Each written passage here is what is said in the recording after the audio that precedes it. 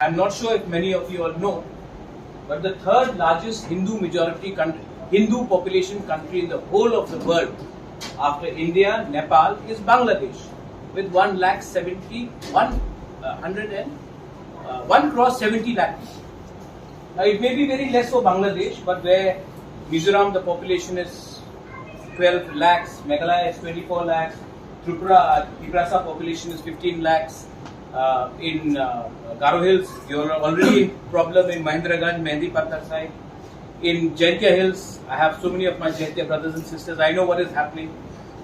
I know how the people are walking in. And we have open borders with Bangladesh. Right now, Bangladesh is in problem. And if there is any problem in Bangladesh, Sheikh Hasina is a friend of India. Her father was a friend of India. But if she is gone and she is not any younger, she's 78, there is an undercurrent of Jamaat-e-Islami happening in Bangladesh. And if Jamaat-e-Islami comes to power in Bangladesh, the first people who will be targeted, Chakma Babu will say so, will be the non-Muslim population in Bangladesh. They will start coming because there will be atrocities, the lands will be, Bangladesh has a land problem, and they will start coming to the border. How do we identify who is who? There is pressure. 1971 will again happen.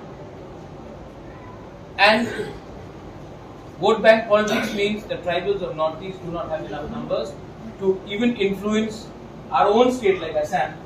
How will you influence the rest of India? So we have to ensure that the government of India understands that when the tribal people of Northeast are fighting for their land rights, for the political rights, for the economic rights, we are the frontier to India because we know how to defend our land. We are the indigenous people, and if you can protect us, you are protecting India. So the politicians may not understand that, but the bureaucrats, the IB has a huge role to play in the strategic matters of Northeast, whether it is China, whether it is Myanmar or Bangladesh.